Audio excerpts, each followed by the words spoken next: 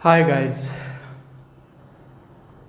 Last lecture में हम लोगों ने किया question number 2।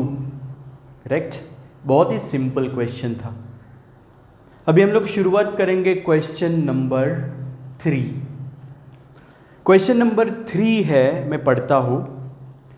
From the following balance sheet and receipt and payment account of Juhu sports club, prepare income and expenditure account for the year ended 31st March 2020 and balance sheet as on 31st March 2020। Correct. और आपको दिया है balance sheet as on 1 अप्रैल 2019। मतलब ये कौन सा balance sheet बनाना है? ये बैलेंस शीट बनाना है 31 मार्च 2020 का। ये इनकम एंड एक्सपेंडिचर कौन सा बनाना है? कौन से साल का? 31 मार्च 2020 का। मतलब कौन सा साल हुआ ये कौन से साल का इनकम एंड एक्सपेंडिचर बनाना है?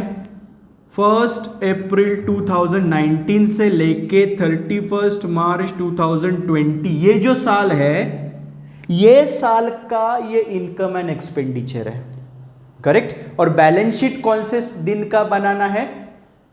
31 मार्च 2020।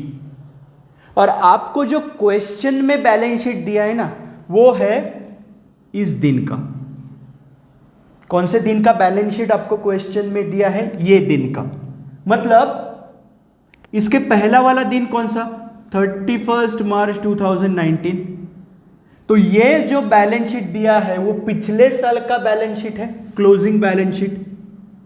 ये बैलेंस शीट जो आगे आएगा, तो ये दिन का, ये साल का, पिछले साल का बैलेंस शीट बन जाएगा ओपनिंग बैलेंस शीट। क्लियरली समझ में आया आपको? तो आपको ये दिन का जो बैलेंस शीट क्वेश्चन में दिया है वो बन जाता है opening balance sheet for this year. और ये जो हम लोग बनाने वाले हैं ये बैलेंस शीट, इसको हम लोग नाम देंगे क्लोजिंग बैलेंस शीट, ताकि आपका कंफ्यूजन ना हो। ठीक है। सो जो आपको बैलेंस शीट दिया है क्वेश्चन में वो है ओपनिंग बैलेंस शीट ये साल के लिए, और ये जो हम लोग बनाने वाले हैं ये है क्लोजिंग बैलेंस शीट। ठीक है। तो ओपनिंग बैलेंस शीट के असेट साइड उठाएंगे और क्लोजिंग बैलेंस शीट में डालेंगे।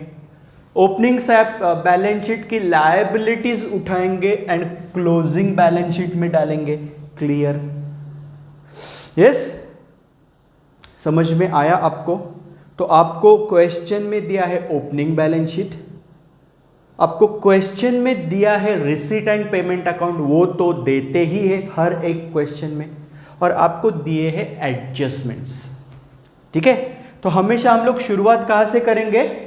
एडजस्टमेंट से शुरुआत करेंगे पहले। अभी सीक्वेंस देखिए कैसे करेंगे। पहले हम लोग शुरू करेंगे एडजस्टमेंट्स, सभी एडजस्टमेंट्स कर लेंगे। उसके बाद हम लोग जाएंगे balance sheet, opening balance sheet पे जाएंगे। ओपनिंग बैलेंस शीट पूरा सॉल्व करेंगे। उसके बाद जाएंगे रिसीट एंड पेमेंट अकाउंट, तीसरी चीज। फिर receipt and payment account close करेंगे। समझ में आया कैसे करेंगे? और एक चीज ध्यान में रखना, जैसे ट्रायल बैलेंस में हर एक आइटम का एक ही इफेक्ट आता था, वैसे ही ओपनिंग बैलेंस शीट जो दिया है क्वेश्चन में and receipt and payment account, ये दोनों चीज में जितने भी आइटम्स है वो हर एक आइटम का एक ही इफेक्ट आएगा, same to same like trial balance. Clear? And हर एक एडजस्टमेंट का कितना इफेक्ट आएगा? 2 इफेक्ट आएगा। तो क्वेश्चन के साथ शुरुआत करें, मतलब एडजस्टमेंट्स के साथ शुरुआत करें।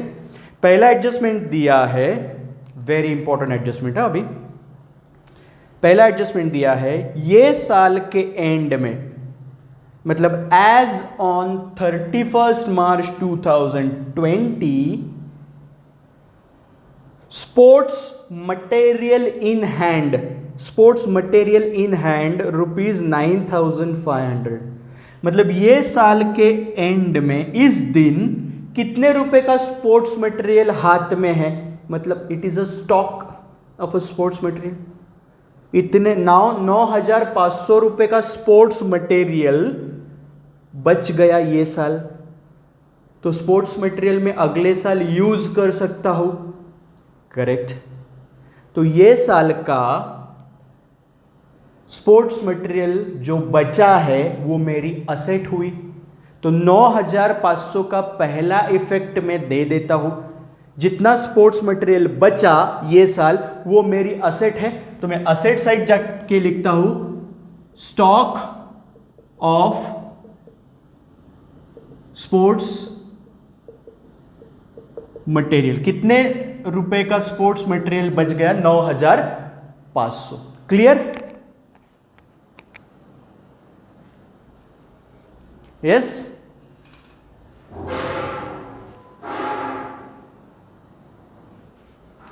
ठीक है,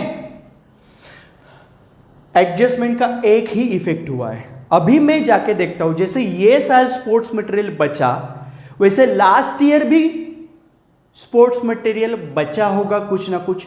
तो वो कहां पे मिलेगा?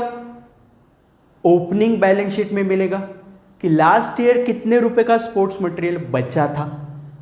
वो लास्ट ईयर जो बचा था स्पोर्ट्स मटेरियल वो पहले मैं ये साल यूज करूंगा। क्लियर? यस। तो मैं ओपनिंग बैलेंस शीट में जाके देखता हूं कि कितने रुपए का स्पोर्ट्स मटेरियल लास्ट ईयर बचा था। तो कितना दिखाई दे रहा है? स्टॉक ऑफ स्पोर्ट्स मटेरियल 9,000 रुपए का स्पोर्ट्स मटेरियल लास्ट ईयर बचा था, वो अभी ये साल मैंने यूज किया होगा। और जितना मैं स्पोर्ट्स मटेरियल ये साल यूज किया ना वो मेरा खर्चा। तो अभी हम लोगों को देखना है कि टोटल ये साल में हमने कितने रुपए का स्पोर्ट्स मटेरियल यूज किया। क्लियर? तो लास्ट ईयर का मैं पहले ये साल यूज करूंगा, करेक्ट। तो एक काम करते हैं, मैं पहले लिख लेता हूं, बाद में मैं आपको समझाता हूं। तो ओपनिंग बैलेंस शीट से जो स्पोर्ट्स मटेरियल दिया है आपको स्टॉक, कितने रुपए का? 9,000 रुपए का, वो पहले मैं उठाता हूं, ठीक है। और वो यूज करूंगा ये साल में पहले, तो वो मेरा खर्चा बन गया यूज करूंगा। तो मैं ओपनिंग बैलेंस शीट से वो स्टॉक ऑफ स्पोर्ट्स मटेरियल उठाऊंगा और एक्सपेंसेस साइड डालता हूं, ठीक है। So to stock of sports material, मैं ब्रैकेट में लिखता हूं लास्ट ईयर। ये लास्ट ईयर का है, कितना रुपया था? 9,000 रुपए का लास्ट ईयर स्टॉक था स्पोर्ट्स मटेरियल का, तो वो मैं पहले ही यूज करूंगा ये साल। तो मैंने वो खर्चा दिखा दिया 9,000, करेक्ट। अभी ये साल कुछ नया स्पोर्ट्स मटेरियल मैंने लिया है क्या, वो मैं जाके देखता हूं payment side, receipt and payment account के पेमेंट साइड। तो मैं पेमेंट साइड अगर जाता हूं तो मुझे दिखता है कि मैंने 15,250 रुपए का स्पोर्ट्स मटेरियल ये साल और लिया है। पहले मेरे पास कितना था? जब ये साल शुरू हुआ अपना, ये करंट ईयर जब शुरू हुआ तो मेरे पास 9,000 रुपए का स्टॉक था पिछले साल का। ये साल मैंने और लिया, कितने रुपए का स्पोर्ट्स मटेरियल लिया? 15,250। तो वो भी मैं ऐड कर देता हूं इसमें, ऐड परचेस 15,250। मतलब अभी ध्यान से देखिए, ये साल मेरे पास कितने रुपए का स्पोर्ट्स मटेरियल आ गया जो मैं यूज कर सकता हूं? 9,000 प्लस 15,250, मतलब 24,250 रुपए का मैं स्पोर्ट्स मटेरियल यूज कर सकता हूं, क्योंकि उतना मेरे लिए अवेलेबल है ये साल। लेकिन ये 24,250 में से कितने रुपए का मटेरियल मैंने एक्चुअली यूज किया? कितना यूज नहीं किया ये साल, जो मैं अगले साल भेज रहा हूं? 9,500 का मैंने यूज नहीं किया स्पोर्ट्स मटेरियल, इसके लिए ये क्लोजिंग स्टॉक है ना स्पोर्ट्स मटेरियल का। तो इतना मेरे पास अवेलेबल था, उसमें से इतना मैंने यूज नहीं किया, इसके लिए वो क्लोजिंग स्टॉक हो गया।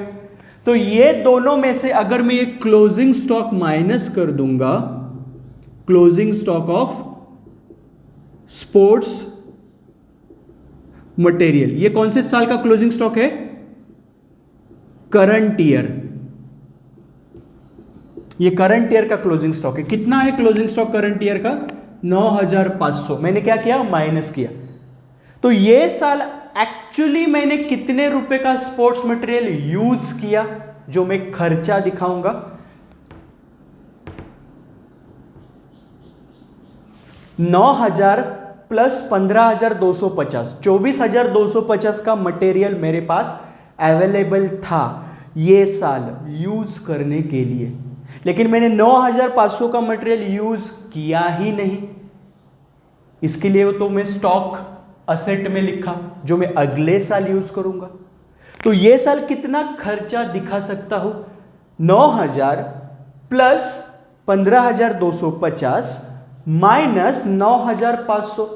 तो ये साल का रॉ मटेरियल का खर्चा, अपना स्पोर्ट्स मटेरियल का खर्चा हो गया 14,750। इतना मैंने खर्चा दिखाया, मतलब इतना स्पोर्ट्स मटेरियल मैंने यूज किया, और जो यूज नहीं किया वो मेरी बन गई ये साल की असेट, जो मैं अगले साल यूज करूंगा। क्लियर? आपको स्पोर्ट्स मटेरियल का एडजस्टमेंट समझ में आया पूरा? ठीक है, तो किस किस को टिक करोगे? Adjustment number 1, opening balance sheet में जो स्टॉक दिया है ना 9,000, उसको टिक करो। And payment side, receipt and payment के पेमेंट साइड जो दिया है ना, purchase of stock of raw material 15,250, उसको टिक करो। समझ में आया किस किस को टिक करोगे?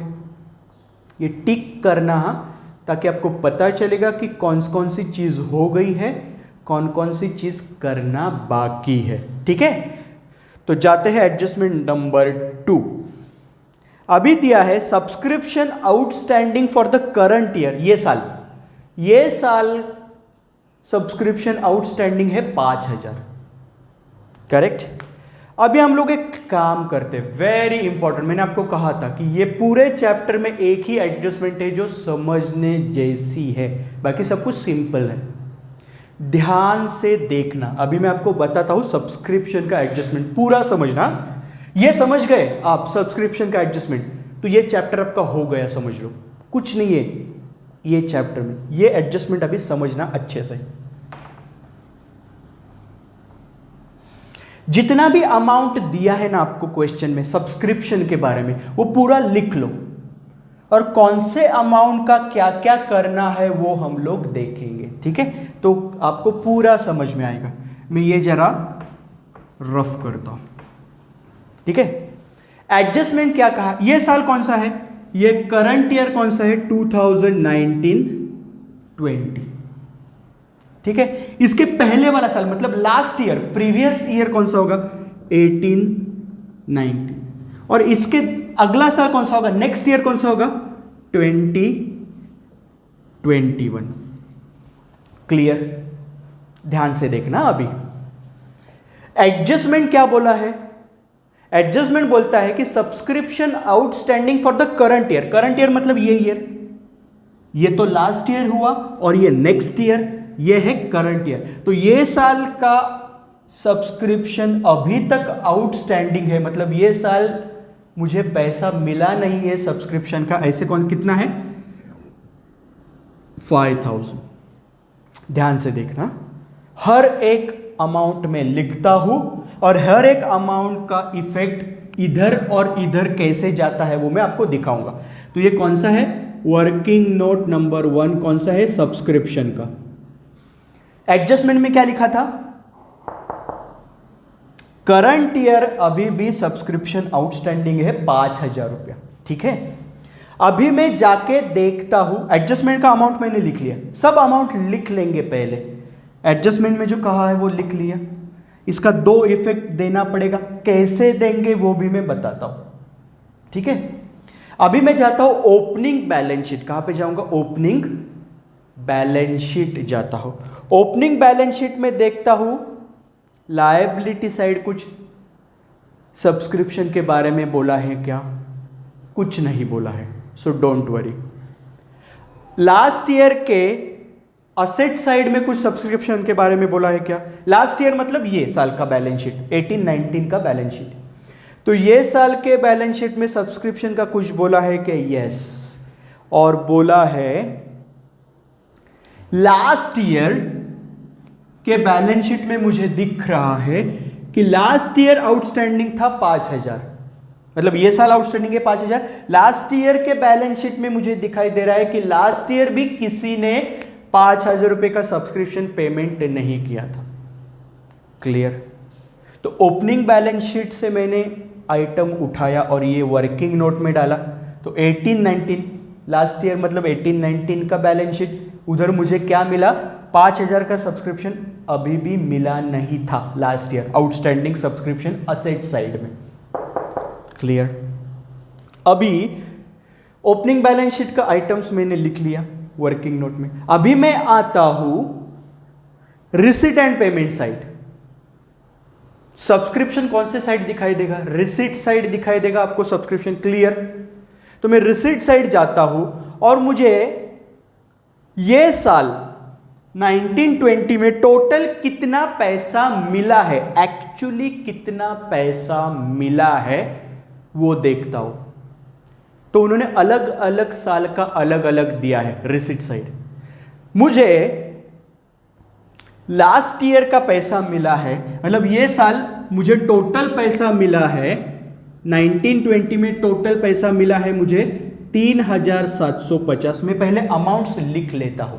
3,750 मिला है, बाद में 85,000 मिला है एंड बाद में मिला है 1,000 रुपया। क्लियर? अभी ध्यान से देखना, ये जो 3,750 जो मिला है ना मुझे, ये है पिछले साल का 18-19 का बोला है 3,750 मिला। तो 18-19 के सब्सक्रिप्शन से मुझे कितना पैसा मिलना बाकी था? 5,000 मिलना बाकी था। ये 5,000 में से ये साल मतलब 1920 में मुझे कितना पैसा मिला? 3,750 मिला। मतलब अभी भी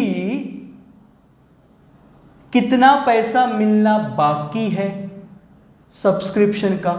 कौन से साल का? 18-19 का। 5,000 में से 3,750 मिल गया ये साल। क्लियर? तो अभी भी कितना पैसा मिलना बाकी है?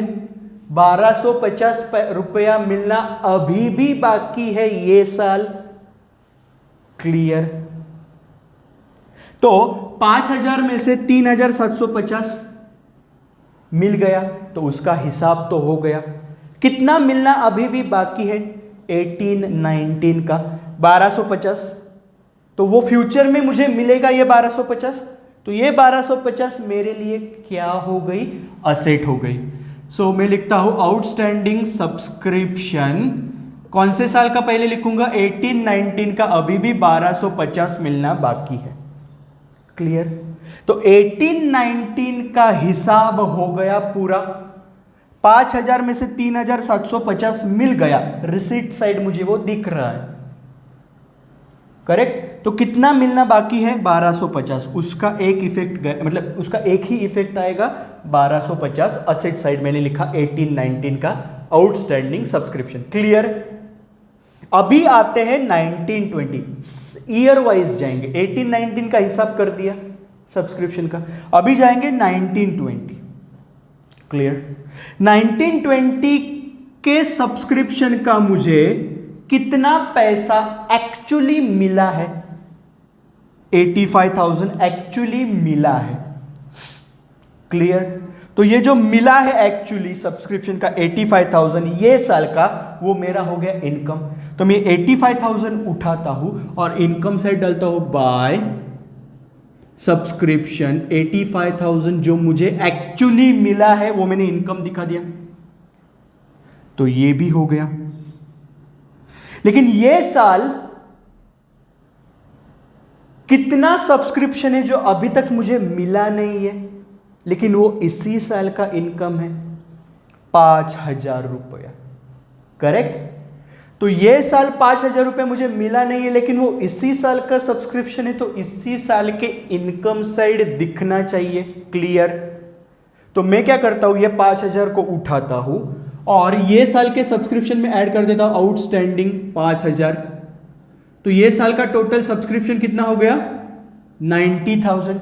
लेकिन ये 90,000 में से 5,000, मतलब ये 5,000 मुझे अभी तक मिला नहीं है, तो फ्यूचर में मुझे मिलेगा। तो ये 5,000 मेरे लिए वापस असेट हो गया। तो ये आउटस्टैंडिंग सब्सक्रिप्शन अभी ये कौन से साल का? Current year 1920। कितना मिलना बाकी है? 5,000। क्लियर? तो इसका इफेक्ट दे दिया, 2 इफेक्ट दे दिया ना इसका 5,000 का, यहां पे ऐड किया, मतलब क्रेडिट इफेक्ट हुआ, और यहां पे लिखा, मतलब ये डेबिट इफेक्ट हुआ। तो 5,000 का 2 इफेक्ट दिया, ये हो गया। पिछले साल का तो सब हिसाब हो गया है, तो ये भी हो गया, ये भी हो गया और ये भी हो गया। अभी कौन सा अमाउंट बाकी है? खाली वर्किंग नोट में ये 1,000 रुपया, और ये 1,000 रुपया मुझे ये साल मिला है, लेकिन ये 1,000 रुपया किसी ने मुझे एडवांस में दिया है, जो कौन से साल का सब्सक्रिप्शन है? अगले साल का, नेक्स्ट ईयर का सब्सक्रिप्शन है। तो ये 1,000 रुपया भले ही मुझे ये साल मिला है, लेकिन ये साल का इनकम में दिखा सकता हूं क्या? ये 1,000 रुपया नहीं दिखा सकता। मुझे इनकम ये एडवांस में मिला है। तो अगर ये आदमी जिसने मुझे ये 1,000 रुपये एडवांस में दिया है सब्सक्रिप्शन का, ये अगर मेरे पास मांगने के लिए आया कि भाई मेरा 1,000 रुपये वापस दे दो, तो मुझे देना पड़ेगा उसको ये 1,000 रुपया। तो ये 1,000 रुपया मेरे लिए क्या हुआ? ये मुझे फ्यूचर में देना पड़ सकता है किसी ना किसी को, तो अगर मांगा तो। क्लियर? तो ये 1,000 रुपया मेरे लिए हो गई लायबिलिटी। तो मैं लिखूंगा सब्सक्रिप्शन रिसीव्ड इन एडवांस। ये साल मुझे कौन से साल का सब्सक्रिप्शन मिला? 2021 का, नेक्स्ट ईयर का। कितना रुपया एडवांस मिला? 1,000 रुपया। क्लियरली आपको समझा? तो ये भी इफेक्ट हो गया। ये तीनों चीजें मुझे कहां पे मिलेगी? ये 3,750, 85,000 इन 1,000, ये मुझे रिसिट एंड पेमेंट के रिसिट साइड दिखाई दिया। ये मैंने एडजस्टमेंट से लिया 5,000 रुपया एडजस्टमेंट से, और ये 5,000 रुपया पिछले साल के बैलेंस शीट से, मतलब ओपनिंग बैलेंस शीट से ये 5,000 रुपया मिला। तो मैंने पूरा पहले वर्किंग नोट में ईयर वाइज क्या क्या मुझे दिया है वो लिख लिया, और फिर मैंने एक एक उठा के इफेक्ट दे दिया। पूरा सब्सक्रिप्शन का समझ में आया? एक बार जरा देख लीजिए, बिकॉज यही चीज है जो सबसे इंपॉर्टेंट है। बाकी ये चैप्टर में कुछ है ही नहीं, बहुत ही सिंपल है। देख लीजिए जरा ये working note.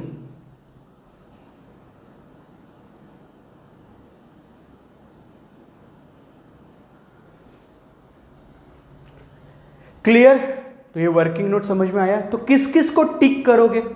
Adjustment number 2, opening balance sheet में असेट साइड में जो आउटस्टैंडिंग सब्सक्रिप्शन लिखा है ना, ये उसको टिक कर दो क्योंकि वो भी हो गया। And receipt and payment account के रिसिट साइड जाके जितने भी सब्सक्रिप्शन दिए ना, ये 3 चीजें दिखेगी आपको। 3 साल का 3 अमाउंट दिया है, ये दिखेगा। तो वो सबको टिक करो। तो सब्सक्रिप्शन का एडजस्टमेंट हो गया, समझ में आया? क्लियर? अभी जाते हैं अगले एडजस्टमेंट पे। अगला एडजस्टमेंट दिया है entire amount of entrance fee is to be capitalise, मतलब जितना भी एंट्रांस फी आपको मिला है वो पूरा के पूरा कैपिटलाइज करो। कैपिटलाइज करो मतलब कैपिटल फंड में ऐड करो। तो पहले ये साल ओपनिंग कैपिटल फंड कितना है वो मुझे चाहिए, तो वो कहां पे मिलेगा? ओपनिंग बैलेंस शीट में मिलेगा। तो मैं पहले ओपनिंग बैलेंस शीट में जाता हूं और दिखता हूं कि कितना कैपिटल फंड दिया है। तो कैपिटल फंड दिया है 1,54,950। तो मैं लिखता हूं कैपिटल फंड 1,54,950। ये कहां से मिला? ओपनिंग बैलेंस शीट से, जो क्वेश्चन में दिया है वहां से उठाया और ये क्लोजिंग बैलेंस शीट में डाला। तो ओपनिंग बैलेंस शीट में उसको टिक कर दो। क्लियर? अभी एडजस्टमेंट पे आते हैं वापस। एडजस्टमेंट क्या बोला है? Entire amount of entrance fee is to be capitalise. मतलब रिसीट साइड जाके अभी मैं देखता हूं कि कितने रुपए का एंट्रेंस फी मुझे मिला है। 4,500। तो एडजस्टमेंट बोलता है कि एंट्रेंस फी जो 4,500 है उसको इनकम मत दिखाओ, उसको कैपिटल फंड में ऐड करो, कैपिटलाइज करो बोला है। सो ऐड एंट्रेंस फी 4,500 अंदर के कॉलम में ही मैं रखूंगा। क्लियर? क्योंकि ये जब क्लोज करूंगा ना इनकम एंड एक्सपेंडिचर, उसमें जो मिलेगा सरप्लस या डेफिसिट, वो जाके यहां पे ऐड या लेस करना पड़ता है। ठीक है? तो मैं अंदर के कॉलम में ही रखता हूं। ठीक है? अभी एडजस्टमेंट्स हो गए। अभी मैं जाता हूं ओपनिंग बैलेंस शीट। एडजस्टमेंट्स होने के बाद जाना पड़ता है ओपनिंग बैलेंस शीट। अभी पूरा ओपनिंग बैलेंस शीट सॉल्व करेंगे। ओपनिंग बैलेंस शीट के लायबिलिटी साइड से शुरुआत करें। कैपिटल फंड दिया है वो ले लिया। बाद में दिया है बैंक ओवरड्राफ्ट। मतलब लास्ट ईयर के बैलेंस शीट में बैंक से मैंने ज्यादा एक्स्ट्रा पैसा उठाया था। कितना पैसा उठाया? 5,750। अभी मैं ये साल के रिसीट एंड पेमेंट साइड जाके देखता हूं कि लास्ट ईयर जो मैंने बैंक से एक्स्ट्रा पैसा उठाया था बैंक ओवरड्राफ्ट करके, वो ये साल उसका पेमेंट कर दिया है क्या? मैं देखता हूं पेमेंट साइड जाके, कर दिया है। तो ओपनिंग बैलेंस शीट में मुझे बैंक को देना था 5,750। ये साल मैंने वो पैसा दे दिया बैंक को, तो हिसाब खत्म। क्लोजिंग बैलेंस शीट में कुछ भी नहीं आएगा। बैंक को जितना देना था लास्ट ईयर उतना मैंने ये साल चुका दिया। तो don't worry, adjustment is over. मतलब जो हिसाब करना था वो हो गया। तो ये साल के अकाउंट्स में कुछ नहीं आएगा। क्लियर? पैसा दे दिया, हिसाब खत्म। क्लियर? तो नो इफेक्ट, टिक कर दो ओपनिंग बैलेंस शीट में जो बैंक ओवरड्राफ्ट दिया है उसको। And receipt and payment account के पेमेंट साइड आपको दिखाई देगा बैंक ओवरड्राफ्ट रीपेड 5,750, उसको टिक करो। ठीक है? दो चीजों को टिक करना है। अभी दिया है prize fund. Opening balance sheet के लायबिलिटी साइड में नेक्स्ट आइटम है प्राइज फंड। फंड मतलब कोई भी फंड होने दो, फंड वो अपना लायबिलिटी है। फंड मतलब किसी ना किसी ने तो मुझे पैसा दिया है कुछ स्पेसिफिक कारण के लिए। मतलब फंड मतलब स्पेसिफिक डोनेशंस। फंड मतलब क्या है? Specific donation. जैसे बिल्डिंग फंड, अगर मुझे किसी ने पैसा दिया बिल्डिंग बांधने के लिए, किसी ने मुझे डोनेशन दिया, खाली मैं वो डोनेशन से बिल्डिंग बांध सकता हूं, तो वो डोनेशन को मैं कहूंगा बिल्डिंग फंड। तो जब तक मैं बिल्डिंग नहीं बांध लेता तब तक वो मेरी लायबिलिटी है। अगर वो आदमी ने मेरे से पैसा मांगा तो उसको मुझे देना पड़ेगा वो पैसा। करेक्ट? तो जितने भी फंड है वो फंड एंटिटी के लायबिलिटी होती है। ठीक है? तो किसी आदमी ने मुझे प्राइज फंड दिया है। लास्ट ईयर के बैलेंस शीट में मुझे दिख रहा है लायबिलिटी साइड प्राइज फंड 60,000। तो मैं क्या करूंगा? वो प्राइज फंड को उठाऊंगा वो लायबिलिटी से, ओपनिंग लायबिलिटी से, एंड उसको उठा के डालूंगा क्लोजिंग लायबिलिटी में। करेक्ट? प्राइज फंड 60,000 अंदर के कॉलम में क्यों रखा? क्योंकि अभी मैं रिसिट एंड पेमेंट साइड के रिसिट साइड जाके देखूंगा कि ये साल मुझे किसी ने प्राइज फंड दिया है क्या। जो मैं इसमें ऐड कर सकूं। तो मैं अभी जाता हूं रिसीट साइड। रिसीट साइड जाके देखता हूं तो मुझे दिया है to donation for prize fund. ये साल मुझे कितना पैसा मिला फॉर अ प्राइज फंड? 30,000 रुपया। तो वो भी मैं रिसीट साइड से उठाता हूं और वो 30,000 रुपया ये 60,000 रुपये में ऐड कर देता हूं। So add donation for prize fund 30,000 रुपये। तो प्राइज फंड अभी कितने हजार का हो गया? मेरे प्राइज फंड में कितना पैसा जमा हो गया? पिछले साल 60,000 रुपया था और ये साल मुझे किसी ने 30,000 रुपया और दिया, तो कितना जमा हो गया? 90,000। तो किस किस को टिक करोगे? ओपनिंग बैलेंस शीट में लायबिलिटी साइड जो प्राइज फंड दिख रहा है ना, उसको टिक कर दो। And receipt and payment side के रिसीट साइड में दिखेगा donation for a prize fund 30,000 रुपया, उसको टिक कर दो। क्लियर? आगे जाते हैं। तो ओपनिंग बैलेंस शीट का लायबिलिटी साइड हो गया। अभी ओपनिंग बैलेंस शीट के असेट साइड जाएंगे। तो असेट साइड देखते हैं। पहला है प्लेग्राउंड। तो प्लेग्राउंड मतलब असेट है, करेक्ट? तो एक चीज समझ लो, ये opening balance sheet and receipt and payment account दोनों एक साथ सॉल्व करेंगे। कैसे करेंगे? एक साथ सॉल्व करेंगे। जैसे ये 60,000 मुझे ओपनिंग बैलेंस शीट से मिला और ये 30,000 रिसीट एंड पेमेंट अकाउंट से मिला। सो दोनों एक साथ में सॉल्व कर रहा हूं, ठीक है, ताकि प्रेजेंटेशन अच्छा दिखे और चीजें फटाफट हो जाएगी। करेक्ट? अभी प्लेग्राउंड ओपनिंग बैलेंस शीट में असेट साइड में मुझे दिख रहा है प्लेग्राउंड। कितने रुपए का है? 1 लाख। एक काम करता हूं, मैं दिखाता हूं। ओके, ये अमाउंट में बाहर के साइड डालना भूल गया। 6,250 आउटस्टैंडिंग सब्सक्रिप्शन का टोटल, ठीक है। अभी आते हैं प्लेग्राउंड। मैंने अंदर के साइड क्यों लिखा है? क्योंकि अभी मैं पेमेंट साइड जाके देखूंगा कि ये साल कुछ मैंने नया प्लेग्राउंड खरीदा है क्या, परचेस किया है क्या, ताकि वो मैं अमाउंट उठा के इसमें ऐड करके दोनों एक साथ बाहर लिख सकूं। तो मैं पहले पेमेंट साइड जाता हूं और देखता हूं कि ये साल कुछ नया प्लेग्राउंड खरीदा है क्या पेमेंट साइड में।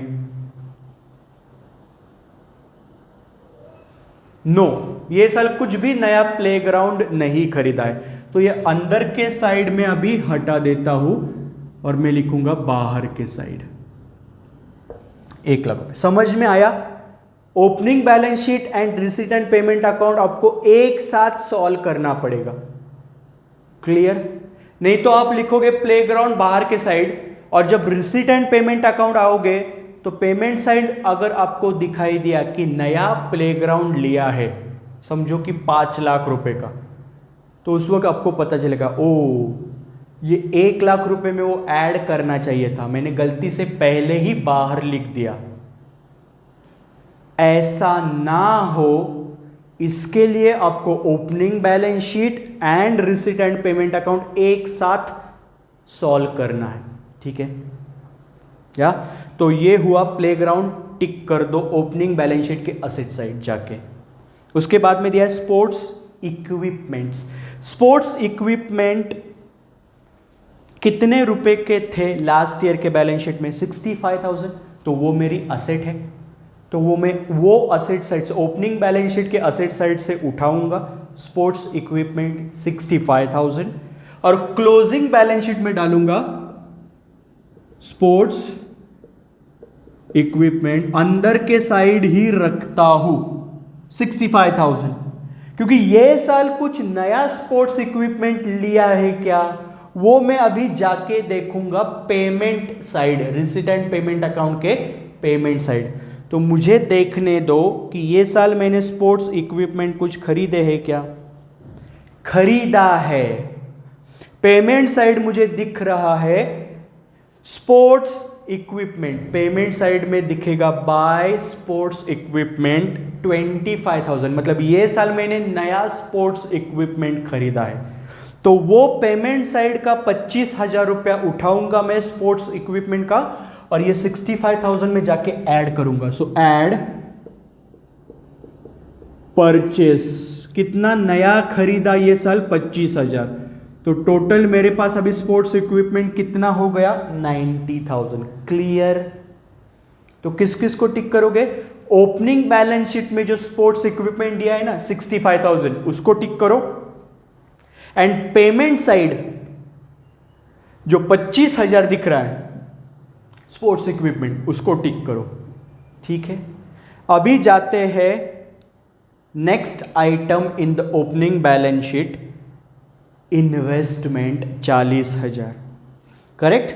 तो मैं इमीडिएटली आऊंगा अभी पेमेंट साइड और देखूंगा कि नया कुछ इन्वेस्टमेंट किया है क्या। अगर किया है तो दोनों एक साथ लिखेंगे ना, तो अच्छा दिखेगा। तो दिखता हूं मैं पेमेंट साइड जाके कुछ नया इन्वेस्टमेंट ये साल किया है क्या।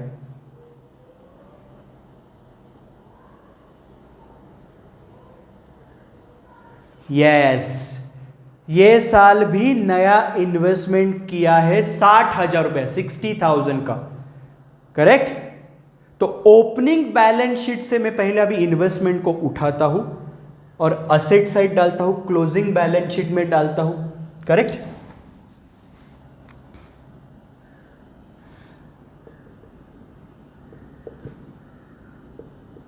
इन्वेस्टमेंट 40,000 ओपनिंग बैलेंस शीट से लिया, ये ओपनिंग बैलेंस शीट के असेट साइड से उठाया और क्लोजिंग बैलेंस शीट के असेट साइड डाला अंदर के कॉलम, क्योंकि ये साल भी मैंने इन्वेस्टमेंट किया है जो मुझे पेमेंट साइड दिख रहा है। यस, इन्वेस्टमेंट करूंगा तो पैसा जाएगा ना मेरे से, और इन्वेस्टमेंट आएगा तो पेमेंट साइड ही दिखेगा। पैसा गया तो पेमेंट साइड, लेकिन आया क्या? इन्वेस्टमेंट आया। तो कितने रुपए का इन्वेस्टमेंट लिया मैंने ये साल? 60,000। तो पेमेंट साइड से वो 60,000 में उठाऊंगा और ये इन्वेस्टमेंट में ऐड करूंगा। परचेस्ड, कितना परचेस किया? 60,000। तो टोटल अभी मेरा इन्वेस्टमेंट कितना हुआ? 1,00,000 रुपया। मैं एक काम करता हूं, ये सब्सक्रिप्शन का एडजस्टमेंट हटा देता हूं। ठीक है,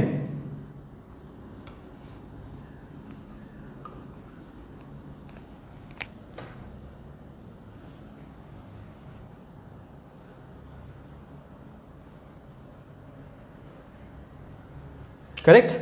अभी इन्वेस्टमेंट के बाद ओपनिंग बैलेंस शीट में है stock of a sports material, ये दिखाई दे रहा है। लास्ट ईयर के बैलेंस शीट से उठाया ना 9,000, इसका मतलब ये ऑलरेडी मैंने कर दिया है। Stock of sports material 9,000 already effect दे चुके हैं ये। ठीक है, आपने ऑलरेडी उसको टिक भी किया होगा। Next item, outstanding subscription. यहां पे 18-19 में जो 5,000 रुपये आउटस्टैंडिंग सब्सक्रिप्शन था लिखा था, देखो वर्किंग नोट में 18-19 का, तो वो भी हो गया, मतलब सब्सक्रिप्शन का पूरा हो चुका है। तो ये 5,000 को भी आपने ऑलरेडी टिक किया होगा। करेक्ट? तो आगे जाते हैं, cash in hand. Opening balance sheet के asset side cash in hand है 1,700। वो ओपनिंग बैलेंस है कैश का, ये साल का, पिछले साल का वो क्लोजिंग बैलेंस है कैश का। तो पिछले साल के कैश का क्लोजिंग बैलेंस 1,700 रुपया, मतलब ये साल के कैश का ओपनिंग बैलेंस। तो आपका रिसीट एंड पेमेंट अकाउंट जो शुरू हुआ है ना, रिसीट साइड का सबसे पहला आइटम है टू बैलेंस ब्रॉट डाउन, मतलब ओपनिंग बैलेंस कैश का 1,700 रुपए, जो कहां से लिया गया है? ओपनिंग बैलेंस शीट के असेट साइड से। तो ओपनिंग बैलेंस शीट के असेट साइड जितना भी कैश एंड बैंक बैलेंस होगा ना, वो होगा ये साल का ओपनिंग बैलेंस। वो आपको उठा के कहां पे दिखाई देगा? रिसिट एंड पेमेंट अकाउंट के रिसिट साइड का पहला आइटम वो होगा। क्लियर? तो वो कैश एंड बैंक बैलेंस जो ओपनिंग बैलेंस शीट में आपको दिखाई देंगे वो जाएंगे रिसिट एंड पेमेंट साइड, और वहां से आपका साल शुरू होगा। क्लियर? तो opening cash and bank balance का इफेक्ट ऑलरेडी दे चुके हैं हम लोग रिसिट एंड पेमेंट अकाउंट में, तो यहां पे कुछ नहीं आएगा। क्लियर? तो ओपनिंग बैलेंस शीट पूरा हो चुका है। अभी जो रिसिट एंड पेमेंट अकाउंट के आइटम्स बचे हैं उनको सॉल्व करें। पहले शुरुआत करेंगे रिसिट साइड से। रिसिट साइड का पहला आइटम है टू बैलेंस ब्रॉट डाउन 1700 रुपया, जो आया है ओपनिंग बैलेंस शीट का कैश बैलेंस, वहां से यहां पे आया है रिसिट एंड पेमेंट में, तो उसको टिक कर दो। वो तो ओपनिंग बैलेंस है, ना इनकम है, ना एक्सपेंसेस है, ना असेट है, ना लायबिलिटी है, वो तो ओपनिंग बैलेंस है। ठीक है, उसको टिक कर दो। बाद में दिया है सब्सक्रिप्शन का पूरा 3 साल का इंफॉर्मेशन, तो वो तो ऑलरेडी हो गया है, उसको भी ऑलरेडी टिक किया होगा आपने। बाद में है donation for a prize fund, ये 30,000, ये भी ऑलरेडी हो गया है। बाद में एंट्रेंस फी 4,500, ये भी ऑलरेडी कैपिटलाइज किया है आपने एंट्रेंस फी को। बाद में है सन्ड्री इनकम, जनरल इनकम, तो वो रिसिट साइड से उठाओ और इनकम साइड डालो बाय सन्ड्री इनकम, कितना है वो 2,000 रुपया। तो रिसिट साइड पूरा हो गया। अभी पेमेंट साइड जाते हैं और जो चीजें बची है उसका इफेक्ट देते हैं। पहला है बैंक ओवरड्राफ्ट रीपेड 5,750, तो ओपनिंग बैलेंस शीट में आपको लायबिलिटी साइड दिखाई देगा बैंक ओवरड्राफ्ट। तो लास्ट ईयर बैंक को जितना देना था उतना ये साल मैंने दे दिया, तो इसीलिए वो पेमेंट साइड दिख रहा है। तो हिसाब खत्म, उसको ऑलरेडी आपने टिक किया ही होगा। क्लियर? तो आगे जाते हैं। आगे है इन्वेस्टमेंट 60,000, इसका भी इफेक्ट दे दिया है। आगे जाते हैं ग्राउंड अपकीप 5,500। ग्राउंड अपकीप मतलब ग्राउंड का मेंटेनेंस, ग्राउंड का रिपेयर्स, तो वो नॉर्मल खर्चा है। करेक्ट? तो ग्राउंड अपकीप पेमेंट साइड से उठाएंगे और कहां पे जाएगा? नॉर्मल खर्चा है, मतलब खर्चे के साइड जाएगा टू ग्राउंड अपकीप। कितना है? 5,500 बाहर के कॉलम में जाएगा। बाद में प्रिंटिंग एंड स्टेशनरी नॉर्मल खर्चा है, तो पेमेंट साइड से उठाएंगे और एक्सपेंसेस साइड डालेंगे। सो टू प्रिंटिंग एंड स्टेशनरी, कितना है प्रिंटिंग एंड स्टेशनरी? 2,250। क्लियर? बाद में प्रिंटिंग एंड स्टेशनरी के बाद है स्पोर्ट्स मटेरियल परचेस्ड 15,250, ऑलरेडी ले लिया है पेमेंट साइड से यहां पे, तो ऑलरेडी आपने टिक किया होगा। बाद में है इलेक्ट्रिसिटी चार्जेस 1,850, नॉर्मल खर्चा है तो पेमेंट साइड से उठाएंगे एंड एक्सपेंसेस साइड डालेंगे टू इलेक्ट्रिसिटी चार्जेस 1,850। करेक्ट? बाद में स्पोर्ट्स इक्विपमेंट 25,000, वो भी ऑलरेडी अपने लिया है स्पोर्ट्स इक्विपमेंट 25,000 यहां पे। यस।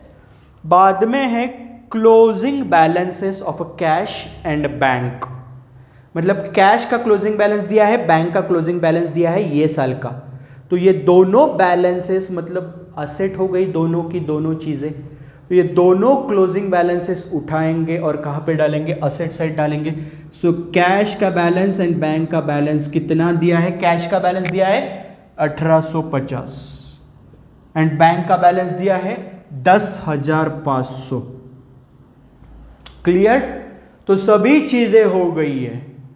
पहले एडजस्टमेंट कर लिए, बाद में ओपनिंग बैलेंस शीट के साथ रिसीट एंड पेमेंट की मदद से दोनों opening balance sheet and receipt and payment किया, और बाद में बचे हुए रिसीट एंड पेमेंट्स के आइटम उठा के यहां पे डाले। तो सब कुछ अभी हो गया है, अभी क्लोजिंग शुरू करें। उसके पहले जरा एक बार देख लेना।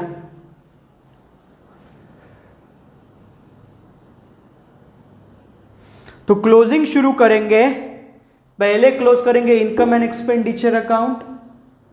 तो इनकम एंड एक्सपेंडिचर अकाउंट के क्रेडिट का टोटल ज्यादा है 92,000, तो वो दोनों साइड पहले लिख लेंगे। ये 92,000 के क्रेडिट बैलेंस में से ये जितने भी डेबिट बैलेंस है, मतलब जितने भी खर्चे हैं वो माइनस करेंगे तो मिलेगा सरप्लस। सो टू सरप्लस, कितना सरप्लस आया है 67,650। और ये जो सरप्लस आता है ये क्या करते हैं हम लोग, कैपिटल फंड में ऐड करते हैं। सो ऐड सरप्लस 67,650। तो कैपिटल फंड का टोटल है 2,27,100, करेक्ट। अभी बैलेंस शीट टैली होती है 3,18,100, 3,18,100।